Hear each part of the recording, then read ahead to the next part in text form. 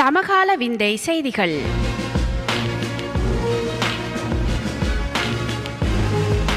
பாகம் 49.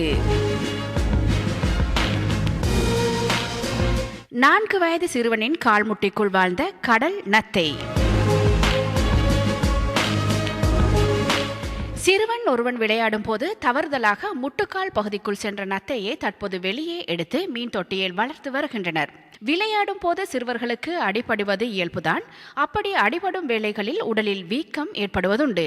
சில சமயங்களில் அத்தகைய வீக்கங்களில் சில முள் போன்றவை கிடைப்பதுண்டு. ஆனால் அமெரிக்கா சிறுவனின் கால் வீக்கத்திலிருந்து வெளிவந்த சிறிய நத்தையை கண்டு அனைவரும் அதிர்ந்து விட்டனர். அமெரிக்காவின் கலிபோர்னியா மாகாணத்தின் ஆரஞ்ச் கவுண்டி பகுதியில் வாழ்ந்து வருபவர் ராச்சல். இவரது 4 வயது மகன் பால் பிராங்க்லின் கடந்த மாதம் பிராங்க்லினின் வீட்டு அருகே உள்ள புல்வெளியில் விளையாடிக் கொண்டிருந்தான். அப்போது எதிர்பாராத விதமாக கீழே விழுந்த அச்சிறுவனுக்கு முட்டியில் காயம் உண்டானது. சிறிய காயம்தானே என அவனது பெற்றோர்கள் அசட்டையாக இருந்துவிட 3 வாரத்துக்கு பிறகு சிறுவனின் மூட்டுகளில் வீக்கம் உண்டானது. தொடர்ந்து அந்த வீக்கம் சீல் பிடித்து புண்ணாக மாறியது. வீட்டிலேயே முதலுதவி செய்ய நினைத்த சிறுவனின் பெற்றோர் வீக்கத்தை அழுத்தி சீலை வெளியேற்றினர். அப்போது கல் போன்று ஒன்று வெளியேறியது. தானாக நகர்ந்த அந்த கல்லை உற்று நோக்கிய போதுதான் அது கடல் நத்தை என்பது தெரிய வந்தது. அதிர்ந்து போன அவர்கள் பின்னர் அந்த குட்டி நத்தையை பிடித்து கழுவி தற்போது மீன் தொட்டியில் வளர்த்து வருகின்றனராம். பிராங்க்லின் கீழே விழுந்தபோது புல்வெளியில் கிடந்த நத்தையின் முட்டை சிறுவனின் காலில் ஏற்பட்ட காயத்தின் வழியாக உள்ளே சென்று வளர்ந்து நத்தையாக வெளியேறியுள்ளது தற்போது தெரிய வந்துள்ளது. அடடா, இப்படியும் நடக்கிறதா? அப்படி என்றால் விளையாடும் போது கவனம் தேவை. கீறல்கள் காயங்களுக்கூடாகவும் கிருமிகள் பூச்சிகள் முட்டைகள் உள்ளே போவதற்கு வாய்ப்பு இருக்கிறது. சோதனைகளை கடந்து நீண்ட முடியுடன் சாதனை படைக்கும் பெண். உலகில் எத்தனையோ சாதனையாளர்கள் குறித்து செய்திகள் வந்திருக்கக்கூடும். ஆனால் நீள தலைமுடி குறித்த சாதனையாளர் இந்த பெண் ஒருவராகத்தான் இருக்க முடியும். இவரது சாதனையை முறியடிக்க வேறு எவரேனும் வருவார்களா என்பது சந்தேகத்துக்குரிய விஷயமாகும். ஜார்ஜியா நாட்டின் அட்லாண்டா நகரில் தனது மகனுடனும் 2வது கணவனுடனும் வசித்து வருபவர் ஆஷா மண்டேலா ஆவார். 50 வயதாகும் இவர் கடந்த 25 வருடங்களாக தனது முடியை கத்தரித்து விடாமல் கவனமுடன் பாதுகாத்து வருகின்றார். கடந்த 2008ஆம் ஆண்டில் நீளமான கூந்தலுக்கான முதல் பெண்ணாக இவர் கின்னஸ் சாதனை புத்தகத்தில் இடம்பெற்றார்.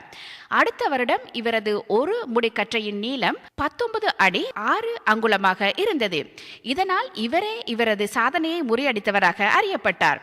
அதற்கு அடுத்த வருடம் இதுபோல் பின்னப்பட்டிருக்கும் முடிக்கற்றைகள் மிக நீளமாக வளரும் தன்மை கொண்டிருப்பதால் கின்னஸ் புத்தகமே அந்த சாதனையை குறிப்பிடுவதை நிறுத்திவிட்டது.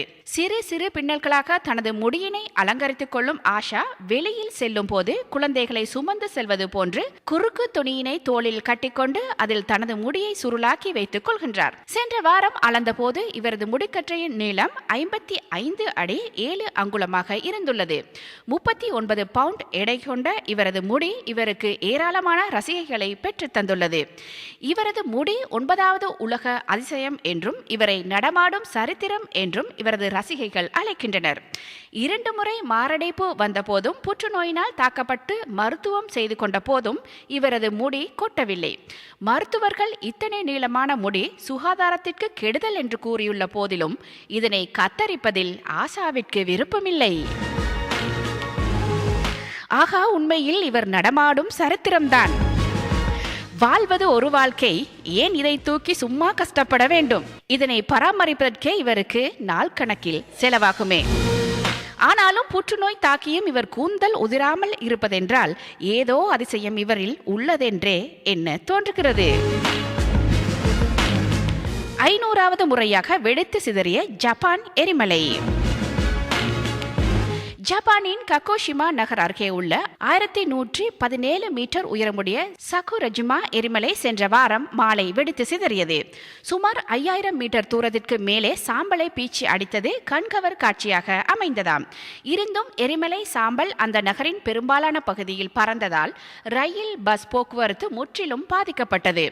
வாகனங்கள் அனைத்தும் லைட் போட்டு சென்றன. இதிலிருந்து வெளியேறிய எரிமலை குழம்பானது 1 கிலோமீட்டர் தூரத்திற்கு வழிந்தோடியது. இந்த ஆண்டில் சகுரஜிமா எரிமலை 500வது முறையாக வெடித்து சிதறியது என்று கூறப்படுகிறது. இப்படி எப்போதாவது இயற்கையும் தன் சீற்றத்தை காட்டத்தான் செய்கிறது. 500வது முறை வெடித்து சிதறியது என்பது வியப்பை தரத்தான் செய்கிறது. 2 ஆண்டுகளாக வீட்டினுள் இருந்த 610 கிலோ நபர் வெளியே வந்தார். சவுதி அரேபியாவில் உள்ள ஜிஷான் பகுதியில் வசித்து வருபவர் காலித் மோஷின் ஷெரீப். சிறு வயது முதல் உடல் பருமன் நோயால் பாதிக்கப்பட்ட இவர் தற்போது 610 கிலோ எடை கொண்ட மாமிச மலையாகிவிட்டார். இவரது உடல் பருமன் வீட்டு வாய்ப்படியை விட்டு இவர் வெளியே செல்வதை அனுமதிக்காததால் கடந்த 2 ஆண்டுகளாக மோஷின் ஷெரீப் வீட்டினுள்ளேயே முடங்கி கிடக்கிறார். இவரை பற்றிய செய்தி தொகுப்புகள் உள்ளூர் ஊடகங்களில் வெளியாகின. இந்த செய்தி சவுதி மன்னர் அப்துல்லாவின் காதுகளை எட்டியது. உடனடியாக காலித் மோஷின் ஷெரீப்பை வீட்டை விட்டு அப்புறப்படுத்தி வைத்தியசாலையில் அனுமதித்து அரசு செலவில் எடை குறைப்பு சிகிச்சை வழங்குமாறு மன்னர் உத்தரவிட்டார். இதனை அடுத்து 2வது மாடியில் இருந்து இவரை படுக்க வைத்தபடியே கீழே இறக்க அமெரிக்காவில் இருந்து பிரத்யேகமாக தயாரிக்கப்பட்ட படுக்கை வரவழைக்கப்பட்டது. கடந்த வாரம் அவரது வீட்டுக்கு சென்ற வைத்தியசாலை ஊழியர்களும் மீட்பு படையினரும் அவரை படுக்க வைத்து 2வது மாடியிலிருந்து பத்திரமாக கிரேன் மூலம் கீழே இறக்கினார்கள். அங்கிருந்து ஆம்புலன்ஸில் ஏற்றி செல்லப்பட்ட அவர் ஜிசானில் இருந்து சவுதி தலைநகர் ரியாதுக்கு சிறப்பு விமானம் மூலம் அழைத்து செல்லப்பட்டார். அவருக்கு எந்த வைத்தியசாலையில் சிகிச்சை அளிக்கப்பட உள்ளது என்பது ரகசியமாக பாதுகாக்கப்பட்டு வருகிறது. மன்னர் நல்ல காரியம் செய்திருக்கிறார். ஆனால் இவரின் உடல் குறையுமா என்பதுதான் கேள்விக்குறி. சாதாரண மனிதரின் வாழ்க்கைக்கு அவரும் திரும்ப நாமும் பிரார்த்திப்போம். அமெரிக்காவில் 8 வயதாகியும் வளராமல் குழந்தையாய் இருக்கும் சிறுமி. அமெரிக்காவில் உள்ள மண்டானா பகுதியில் உள்ள பில்லிங்ஸ் என்ற இடத்தை சேர்ந்தவர் மேரி மார்கரெட் வில்லியம்ஸ். இவரது மகள் கேபி வில்லியம்ஸ். தற்போது இவளுக்கு 8 வயதாகிறது. ஆனால் அதற்குரிய வளர்ச்சியின்றி குழந்தையாகவே இருக்கிறாள். உடலின் தோலும் குழந்தைக்கு இருப்பது போன்றே மிகவும் மென்மையாக உள்ளது. தற்போது சுமார் 5 கிலோ எடையுடன் இருக்கிறாள். அவளது உடல் வளர்ச்சி அடையாததன் மர்மம் தெரியவில்லை. இது குறித்து மருத்துவ ஆராய்ச்சியாளர் ரிச்சர்ட் எபால்கர் தனது குழுவினருடன் கேபி வில்லியம்ஸின் உடல் வளர்ச்சி பற்றி கடந்த 2 ஆண்டுகளாக ஆய்வு மேற்கொண்டுள்ளார். மரபணு கோளாறுகள் தந்த தாக்கத்தின் விளைவோ இது? உலகின் பல பாகங்களிலும் தெரியாத அறியாத வியப்பான விடயங்கள் நடந்து கொண்டுதான் இருக்கின்றன. 8 வயதிலும் அறியா பருவத்திலே இருக்கும் இந்த சிறுமி பற்றி என்ன சொல்வது?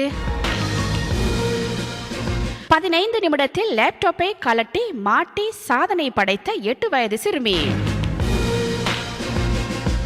4ஆம் வகுப்பு படிக்கும் சிறுமி ஒருவர் 15 நிமிடத்தில் மடிக்கணனியை கலட்டி மாட்டி சாதனை படைத்துள்ளார். கோவை சாய்பாபா காலனியை சேர்ந்த பிரபு மகாலிங்கம் என்பவர் கணனி சேல்ஸ் அண்ட் சர்வீஸ் கடை வைத்துள்ளார்.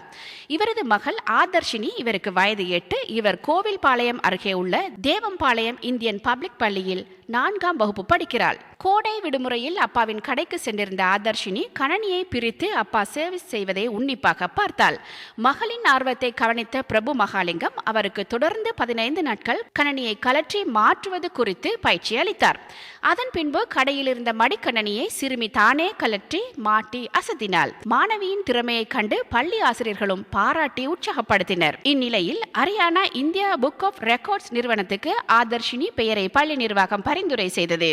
இதனைத் தொடர்ந்து இந்தியா புக் ஆஃப் ரெக்கார்ட்ஸ் நிறுவன பொறுப்பாளர் விவேக் ராஜா, சிறுமியின் தாத்தாவும் முன்னாள் துணை மாவட்ட அத்தியட்சகருமான மகாலிங்கம், பள்ளி சேர்மன் அசோக், ஆசிரியர்கள் மற்றும் மாணவர்கள் முன்னிலையில் பள்ளி வளாகத்தில் 18 நிமிடம் 47 செகண்டில் ஒரு மடிக்கணனியை கலற்றி மாற்றினாள் ஆதர்ஷினி. அதைவிட குறைவான நேரத்தில் சிறுமியால் இதனை செய்ய முடியும் என்ற அவளது தன்னம்பிக்கையை பாராட்டி மீண்டும் ஒரு வாய்ப்பு கொடுத்தது சாதனை நிறுவனம். இதனைத் தொடர்ந்து 15 நிமிடம் 23 செகண்டில் மடிக்கணனியை கலற்றி மாட்டி சாதனை படைத்ததன் மூலம் இந்தியா புக் ஆஃப் ரெக்கார்ட்ஸில் ஆதர்ஷினி இடம் பிடித்தாள். இது குறித்து சிறுமி கூறுகையில், கணனியை அப்பா சர்வீஸ் செய்வதை பார்த்து எனக்குள்ளும் ஆர்வம் ஏற்பட்டது. 15 நாட்கள் இடைவிடாது முயற்சி செய்து அதன் நுட்பத்தை தெரிந்து கொண்டு இந்த சாதனையை படைத்துள்ளேன். தற்போது செய்த சாதனையை காட்டிலும் மிக குறைவான நேரத்தில் செய்து மற்றொரு சாதனையை படைப்பேன் என கூறினார். தன்னால் வரும் ஆர்வம் அளவில்லாத சாதனைகளுக்கு வழிவகுக்கும். 8 வயது சிறுமிக்குள் எழுந்த உணர்வுக்கும் எதிர்காலத்தில் இவளை எங்கேயோ கொண்டு போய்விடும் என்பது சந்தேகமில்லை. வாழ்த்துவோம். 3 நாட்கள் இரவு பகலாக தொடர்ந்து வேலை செய்த மாணவன் மரணம். பிரிட்டனில் 72 மணி நேரம் தொடர்ந்து பணியாற்றிய பல்கலைக்கழக மாணவன் மன இறுக்கத்தால் உயிரிழந்தார். பிரிட்டனை சேர்ந்தவர் மோரிட்ஜ், வயது 21. இவர் அமெரிக்காவின் மிச்சிகன் பல்கலைக்கழகத்தில் பட்ட மேற்படிப்பு படித்து வருகிறார். படிப்பின் ஒரு பகுதியாக அனுபவ ரீதியான கல்வி அறிவு பெறுவதற்காக அங்குள்ள பல்வேறு வங்கிகளுக்கும் பல்கலைக்கழக மாணவர்கள் பணியாற்ற அனுப்பி வைக்கப்படுகின்றனர். அவ்வகையில் மோரிட்ஜ் மற்றும் அவரது நண்பர்கள் சிலர் லண்டனில் உள்ள பேங்க் ஆஃப் அமெரிக்காவில் பணியாற்றுவதற்காக அனுப்பி வைக்கப்பட்டனர். பணி நேரத்தில் ஒழுங்கீனமாக நடந்து கொண்டதாக மோரிட்ஜ் மீது புகார் தெரிவிக்கப்பட்டது. இதனால் தொடர்ந்து 3 நாட்கள் ஓய்வின்றி பணியாற்ற வேண்டும் என மோரிட்ஜுக்கு பல்கலைக்கழகத்தின் சார்பில் தண்டனை அறிவிக்கப்பட்டது. பல்கலைக்கழகத்தின் ஆணையை பின்பற்றாமல் போனால் பட்டம் கிடைக்காது என்ற பயத்தில் மோரிட்ஜ் தொடர்ந்து 3 நாட்கள் பணியாற்றினார். இரவு பகல் பாராமல் தொடர்ந்து வேலை பார்த்ததால் மோரிட்ஜ் கடும் மன உளைச்சலுக்கு ஆளானார். 3 நாட்களுக்கு பின் மோரிட்ஜ் தனது நண்பர்களுடன் தங்கியிருந்த அடுக்குமாடி குடியிருப்புக்கு சென்று ஓய்வெடுத்தார். அன்று காலை சக நண்பர்கள் அலுவலகம் சென்று மாலை வீடு திரும்பினர். அப்போது வெகு நேரம் ஆகியும் கதவு திறக்கப்படாததால் அதிர்ச்சி அடைந்தனர். கதவை உடைத்து உள்ளே சென்று பார்த்தபோது குளியல் அறையில் மோரிட்ஜ் பிணமாக கிடந்தார். அங்கு வந்த போலீசார் மோரிட்ஜின் உடலை கைப்பற்றி பிரேத பரிசோதனைக்கு அனுப்பி வைத்துள்ளனர். இது குறித்து மோரிட்ஜுடன் தங்கியிருந்த நண்பர்கள் கூறுகையில், மோரிட்ஜ் செய்த சிறு தவறை பயன்படுத்தி பல்கலைக்கழக நிர்வாகமும் வங்கி அதிகாரிகளும் அவரை கொடுமைப்படுத்தி விட்டனர்.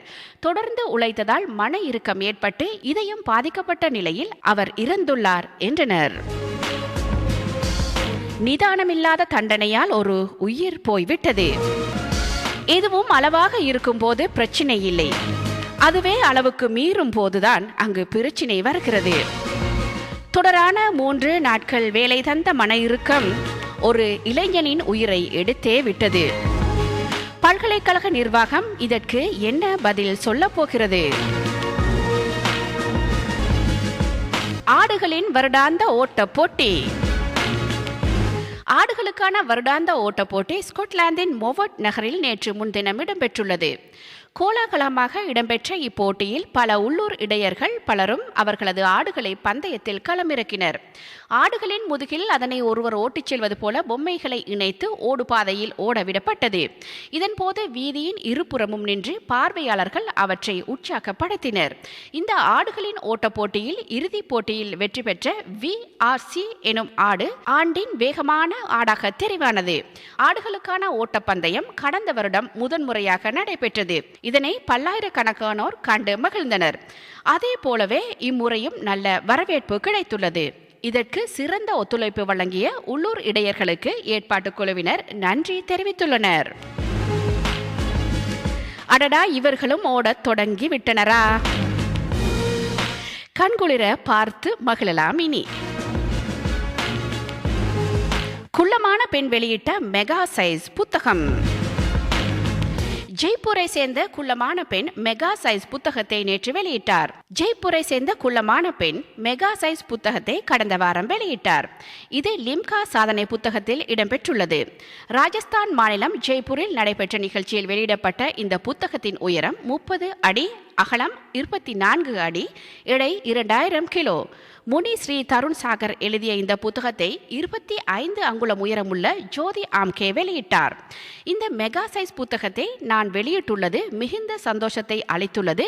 இந்த புத்தகம் நன்றாக உள்ளது. ஜெய்ப்பூர் மக்கள் விரும்பத்தக்கவர்கள் என ஜோதி ஆம்கே தெரிவித்தார். இந்த புத்தகம் 1500 கிலோ இரும்பு, 100 லிட்டர் வண்ணச்சாயம் மற்றும் 400 கிலோ ஆலி விதை அகமதாபாத் மற்றும் நாசிக்கிலிருந்து வரவழைக்கப்பட்ட 10 பேர் 4 நாட்களில் புத்தகத்தை உருவாக்கியுள்ளனர். இந்த சாதனையை பாராட்டி முனி ஸ்ரீ தருண் சாகர் ஜோதி ஆம்கேவுக்கு லிம்கா புக் சாதனை புத்தக நிறுவனம் சார்பில் சான்றிதழ் வழங்கப்பட்டது. கடந்த ஆண்டு ஜூலை 28ஆம் தேதி அகமதாபாத்தில் 25 அடி உயரம் 17 அடி அகலம் கொண்டு உருவாக்கப்பட்ட புத்தகமே சாதனையாக இருந்தது. இது முனி ஸ்ரீ தருண் சாகர் எழுதிய புத்தகத்தின் 7வது தொகுதியாகும். இதுவரை வெளியிட்டுள்ள 6 தொகுதியும் சுமார் 60 லட்சம் புத்தகங்கள் விற்பனையாகியுள்ளன. இப்போது வெளியாகியுள்ள மெகா சைஸ் புத்தகத்தை சிறிய வடிவில் விரைவில் விற்பனைக்கு கொண்டு வரவுள்ளனர். குள்ளமான பெண்ணுக்கு மெகா சைஸ் புத்தகம் வெளியிட வாய்ப்பு. மனித உணர்வுகள் மதிக்கப்பட்ட இந்த நிகழ்வு அந்த பெண்ணுக்கும் மனநிறைவை தந்திருக்கும். உலகின் மிகப்பெரிய செங்குத்தான பசுமை தோட்டம். 10,000க்கு அதிகமான தாவரங்களை கொண்டு பிரித்தானியாவின் மத்திய லண்டனில் 68 அடி உயரான சுவரில் செங்குத்தான தோட்டம் ஒன்று உருவாக்கப்பட்டுள்ளது. இந்த செங்குத்தான பசுமை தோட்டமுள்ள சுவர் விக்டோரியா ஸ்டேஷனுக்கு அண்மையில் உள்ளது.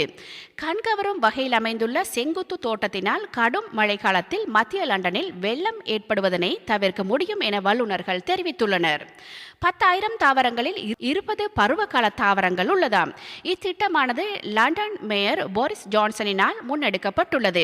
தலைநகரின் சூழல் சவால்களை எதிர்கொள்ளும் நோக்கிலேயே இத்தோட்டம் வடிவமைக்கப்பட்டுள்ளது. Gary Grant of green roof consulting எனும் நிறுவனத்தினால் வடிவமைக்கப்பட்ட இச்சுவரை ட்ரீ பாக்ஸ் எனும் நிறுவனம் பராமரிக்கின்றது. இது குறித்து ட்ரீ பாக்ஸ் நிறுவனத்தின் முகாமையாளர் ஆமண்டோ கூறுகையில், வருடம் முழுவதும் இச்சுவர் பூத்து குலுங்கும். பறவைகள், வண்ணத்து பூச்சிகள், வண்டுகள் என உயிரின் பல வகைமையும் விக்டோரியாவில் பேணப்படும். உயிர் பல்வகைமையை இது ஊக்குவிக்க உதவும். அத்துடன் சுற்றுச்சூழலும் இயற்கையாக மாறும் என தெரிவித்துள்ளார். இதற்கு முதல் இதே போன்றதொரு தோட்டம் 2005ஆம் ஆண்டு ஐலிங்டன் நகரில் உருவாக்கப்பட்டது. ஆனால் நீர்வளங்கள் முறைகள் திருப்தி அளிக்காமல் தாவரங்கள் இறக்க அத்திட்டம் முடிவுக்கு வந்தது. ஆரோக்கியமான ஒரு திட்டம் சுற்றுச்சூழலுக்கு மட்டுமல்ல, மனதுக்கும் குளிர்ச்சியை தரும் ஒரு திட்டம். விக்டோரியா சென்றால் இந்த குளிர்ச்சியையும் நீங்கள் பார்த்து அனுபவிக்கலாம். அந்த பசுமையான செய்தியுடன் சமகால விந்தை செய்திகள் நிறைவு காண்கிறது. மீண்டும் அடுத்த வாரம் சமகால விந்தை செய்திகளோடு சந்திப்போம்.